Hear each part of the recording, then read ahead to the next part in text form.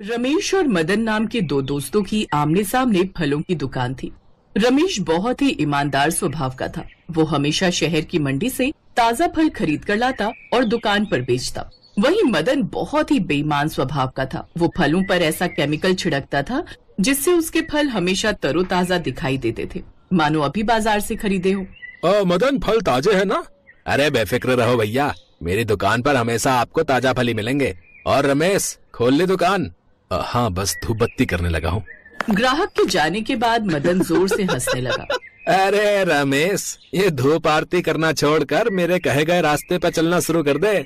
तू मेरा दोस्त है, इसीलिए मैं तुझे सही राय दे रहा हूँ। थोड़ी बेईमानी करना शुरू कर, नहीं तो पूजा आरती में रहकर सारा दिन मक्खियां ही मारता रहेगा। मदन, मुझे ईमानदारी की रोटी खाना अच्छा लगता है। मैं तुम्हारी तरह बेईमानी से पैसे नहीं कमा सकता। मुझे ऊपर जाकर कान्हा जी को जवाब देना है। रमेश मदन की बातों पर ध्यान नहीं देता था। भले ही वो कम कमाता था, पर ईमानदारी की रोटी खाता था। मदन जानबूझकर फल सस्ते दामों पर बेचता था, क्योंकि उसे पता था कि उसके फल बासी और पुराने हैं। उसे तो बस फलों को बेचने से मतलब था, चाहे वो बासी ही क्यों ना। अब लोग जब सस्ता फल देखते थे तो रमेश के ताजे फल छोड़कर मदन से ही फल खरीद लेते थे। त्योहार शुरू हो गए थे, इसी वजह से मदन ने और भी ज्यादा बेईमानी शुरू कर दी। वो फलों को सस्ते से सस्ते दामों पर बेचने लगा। इस वजह से रमेश की कमाई ना के बराबर हो गई। उसका नुकसान होने लगा, क्योंकि आमने सामने दुकान थी। लोग रमेश के ताजे फल छोड़कर मदन के सस्ते फलों पर टूट पड़े। मदन बहुत खुश था कि उसकी बहुत बढ़िया कमाई हो रही है। पर कहते हैं ना कि हमारी हर खबर भगवान रखते हैं। उनको सब पता है कि कौन सही है और कौन गलत। भगवान कृष्ण सब कुछ देख रहे थे। नारद मुनि भी भगवान कृष्ण के पास ही बैठे थे। नारायण नारायण। प्रभु, आपका भक्त रमेश हमेशा आपकी पूजा करता है और ईमानदारी से व्यापार करता है, पर मदन उसका मजाक उड़ाने और उसे नीचा दिखाने के लिए कोई कसर नहीं छोड़ता। मुझे लगता है प्रभु, आपको मदन को सही राह पर लाने के लिए पृथ्वी लोक पर जाना चाहिए। आप एक व्यापारी बनकर वहां जाएं और मदन को उसकी गलती का एहसास कराएं। ठीक है देवर्षि, मैं स्वयं व्यापारी बनकर धरती पर जाऊंगा और मदन को सही राह पर लाऊंगा। भगवान कृष्ण ने एक धनी व्यापारी का रूप धारण किया और सीधे मदन की दुकान पर पहुँचे। मदन सुबह सुबह एक बड़े व्यापारी को देखकर खुश हो गया। आइए आइए सेठ जी, कहिए कौन से फल देने हैं, बताइए। फल तो सभी प्रकार के लेने हैं मुझे। अब व्यापार करने निकला हूँ तो थोड़ी परख तो रखूंगा ही। मैं केवल वही फल खरीदूंगा जिनमें कोई केमिकल नहीं हो और जो बिल्कुल ताजे हों। बासी फल नहीं खरीदूंगा। अरे सेठ जी, आप चिंता मत करो, ये फल बिल्कुल ताजे हैं और इनमें कोई केमिकल नहीं है। ठीक है, एक काम करता हूँ। मुझे अभी तुम्हारी बातों पर विश्वास नहीं हो रहा, क्योंकि मुझे बड़ा व्यापार करना है। पहले मैं तुमसे थोड़े फल खरीद लूंगा, उसके पश्चात ही मुझे फल स्वादिष्ट लगे तो मैं तुमसे आगे का व्यापार करूंगा। लाओ, मुझे सभी फल थोड़े थोड़े बांट दो। अच्छा ठीक है सेठ जी, जैसी आपकी मर्जी। पर मुझे पता है आप लौटकर मेरी ही दुकान पर आओगे। पूरा बाजार घूम लो, मेरी दुकान से बढ़िया फल आपको कहीं नहीं मिलने वाले। मदन से फल लेकर व्यापारी बने कृष्ण जी दुकान से उतरे और रमेश की दुकान पर जाने लगे। मदन चौंकते हुए बोला, सेठ जी, वहाँ क्यों जा रहे हैं? वहाँ कुछ नहीं मिलेगा। वो तो बहुत महंगे फल बेचता है। देख नहीं रहे उसकी दुकान बिल्कुल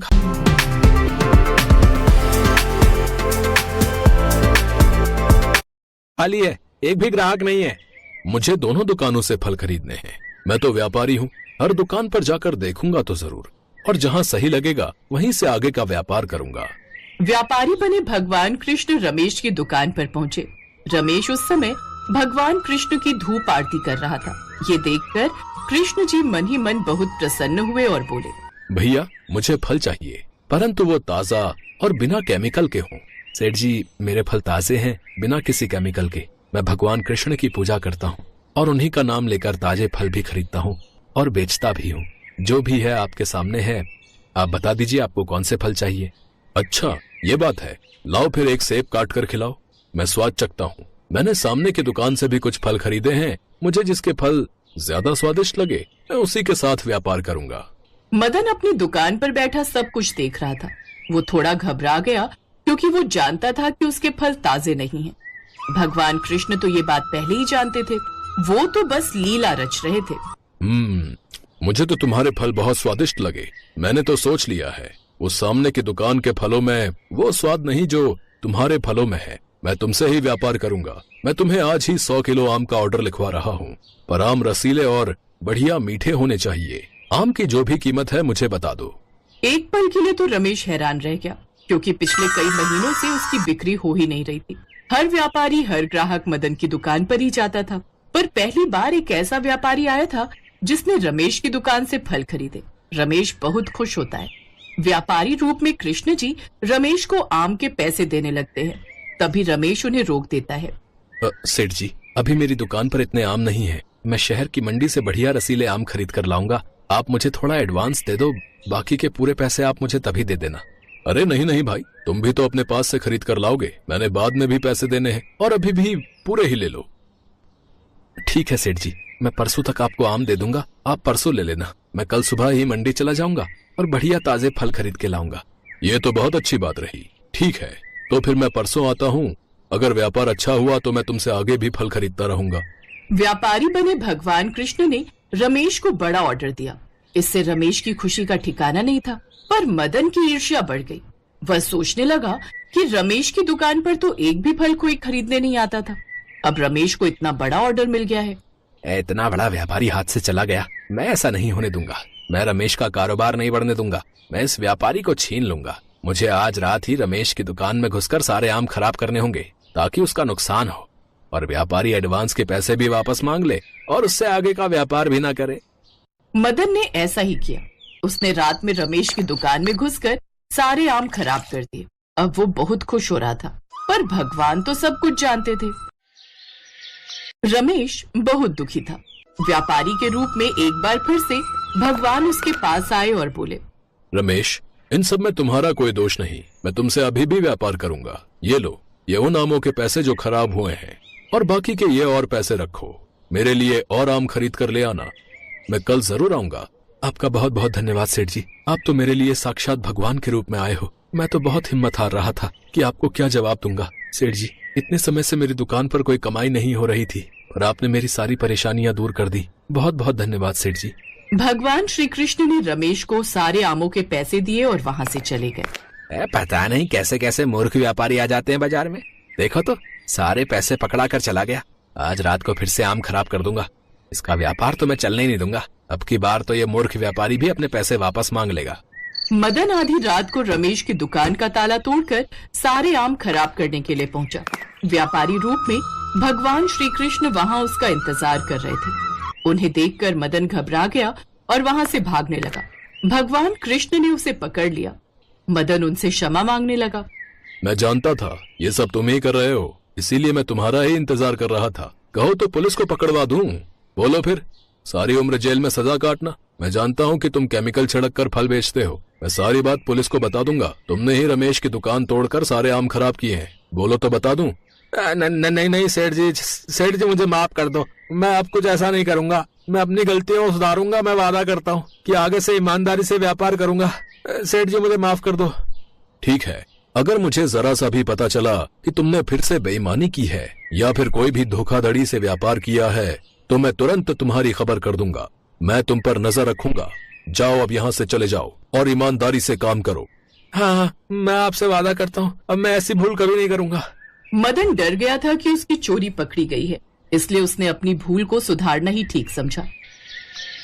भगवान कृष्ण ने व्यापारी बनकर रमेश की बिक्री को बढ़ाया, साथ ही मदन को भी सबक सिखाया और ईमानदारी पर चलने का सही मार्ग भी दिखाया।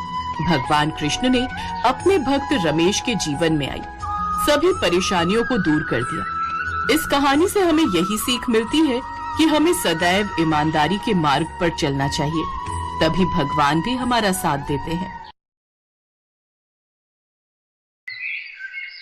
एक गांव में चंदन प्रकाश नाम के एक पंडित जी रहते थे।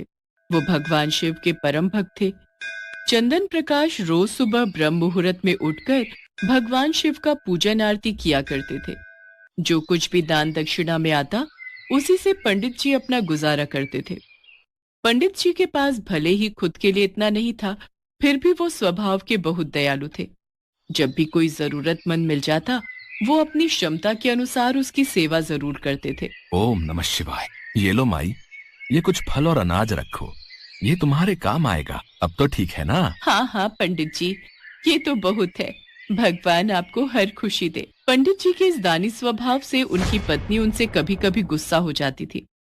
सुनो जी, मंदिर में दान दक्षिणा में आए सामान को तुम यूं ही औरों में बांट देते हो, और घर में कितनी तंगी है ये भी तो सोचा करो। ओम नमः शिवाय। कोई बात नहीं सरला, हमसे ज्यादा उन गरीब अम्मा को उस सामान की जरूरत थी। और फिर भगवान शिव के होते कभी मत सोचना कि हमें जीवन में कोई परेशानी आएगी। भगवान भोलेनाथ तो सारे दुखों को हरने वाले हैं। यदि हमारे जीवन में दुख आएगा तो वो क्षण भर में हर लेंगे। एक समय ऐसा आया जब मंदिर में दान दक्षिणा कम आने लगी, जिससे पंडित जी को आर्थिक तंगी का सामना करना पड़ा। घर की मूल आवश्यकताओं की पूर्ति नहीं होने के कारण वे दुखी रहने लगे। इसी तरह दिन बीतने लगे। एक दिन महाशिवरात्रि का दिन आया। उस दिन भी पंडित जी हमेशा की तरह प्रातः काल उठे और मंदिर की ओर चल पड़े। पंडित जी ओम नमः शिवाय का जाप करते जा रहे थे। ओम नमः शिवाय, ओम नमः शिवाय, ओम नमः शिवाय, ओम नमः शिवाय। संयोग से देवी पार्वती और भगवान शिव इसी रास्ते से भ्रमण कर रहे थे। देवी पार्वती ने पंडित जी को देखा। वे भगवान शिव से बोली, प्रभु, पंडित जी आपकी कितनी पूजा और सेवा करते हैं। आज भी इनके चेहरे पर शिवरात्रि के शुभ अवसर पर इतनी परेशानियां होने के बाद भी एक उत्साह है। ये सदैव गरीबों की भी मदद करते हैं। वह स्वयं जीविकोपार्जन के लिए बहुत कम कमा पाते हैं, फिर भी उनकी आपके प्रति आस्था कम नहीं होती। आज महाशिवरात्रि का पावन उत्सव है। आप अपने भक्त की सहायता कीजिए प्रभु। देवी पार्वती, अपने भक्तों की चिंता मुझे सदैव रहती है, और वे भक्त जो सदैव गरीब और जरूरतमंदों की सहायता के लिए तत्पर रहते हैं, ऐसे भक्तों के लिए मैं सदैव उपस्थित रहता हूं। आप निश्चिंत रहिए। आज पंडित जी मेरे शिवलिंग पर जितने बेलपत्र भी चढ़ाएंगे, वही बेलपत्र आज रात्रि में पंडित जी को धनवान बना देंगे। यह बातचीत करके पार्वती जी और शिव जी तो चल दिए, किंतु उसी समय उस राह से एक व्यापारी गुजर रहा था। उसने शिव पार्वती का ये वार्तालाप सुन लिया। अगर चढ़ाए हुए बेलपत्र से वो पंडित धनवान हो सकता है, तो फिर मैं क्यों नहीं हो सकता। मैं आज ही उससे जाकर मंदिर में चढ़ाए हुए सारे बेलपत्र खरीद लूंगा। यही सोच वो लालची व्यापारी पंडित जी के घर पहुंच गया और बोला, पंडित जी, आपने अब तक जितने भी बेलपत्र शिव पूजन में चढ़ाए हैं, वो सब मुझे दे दीजिए। बदले में मैं आपको 100 स्वर्ण मुद्राएं दूंगा। सरला, ये सेठ जी मुझसे क्या मांग रहे हैं? ये बेलपत्र तो मैंने शिव जी की पूजा अर्चना में चढ़ाए हैं। सुनो जी, हमें धन की जरूरत है, और क्या पता इन सेठ जी को उनके बेलपत्रों की हमसे ज्यादा आवश्यकता हो, इसलिए आप दे दो। इसके पश्चात पंडित जी ने सारे बेलपत्र बोरे में भरकर व्यापारी को दे दिए। व्यापारी बोरा लेकर मंदिर पहुंचा और शिवलिंग पर चढ़ाकर देखने लगा। हे शिव, अब जल्दी से वो कृपा मुझ पर कर दो जो आप पंडित पर करने वाले थे। देखो, मैं सारे बेलपत्र ले आया हूँ। हो सकता है भगवान शिव थोड़ी देर में मुझ पर कृपा करें। यहीं बैठकर प्रतीक्षा करता हूँ। प्रतीक्षा करते करते सेठ जी को आधी रात हो गई। सेठ जी चमत्कार देखने के लिए बहुत उतावले हो रहे थे। आखिर तीसरा पहर गुजरने के बाद सेठ जी के सब्र का बांध टूट ही गया, और क्रोध में आकर सेठ जी शिवलिंग को झकझोरने लगे। सेठ के हाथ शिवलिंग से ही चिपके रह गए। सेठ ने बहुत प्रयास किया, किंतु उसके हाथ हिले तक नहीं। थक हार कर वो शिव जी से क्षमा याचना करने लगा। शिव शंकर, ये क्या हो गया? मेरे हाथ शिवलिंग से हट क्यों नहीं रहे हैं?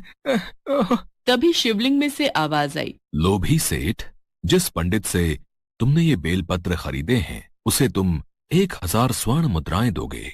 यदि तुम इसे स्वीकार करते हो, तभी तुम्हारे हाथ इस शिवलिंग से अलग होंगे। हाँ प्रभु, हाँ, मैं उसे 1000 स्वर्ण मुद्राएं अवश्य दूंगा, पर मुझे क्षमा कर दीजिए प्रभु। मैं आगे से कभी भी लालच नहीं करूंगा। सदैव निष्काम निस्वार्थ भावना से दूसरों की मदद करूंगा। भगवान भोलेनाथ ने व्यापारी को क्षमा कर दिया और उसके हाथ शिवलिंग से अलग हो गए। उसके पश्चात उस व्यापारी ने पंडित जी को भेंट स्वरूप 1000 स्वर्ण मुद्राएं दी। शिव जी का कथन सत्य हुआ। पंडित जी के जीवन के सारे दुख दूर हो गए। सच है, जो भी प्राणी सच्चे हृदय से भगवान शिव को याद करता है, शिवरात्रि का व्रत रख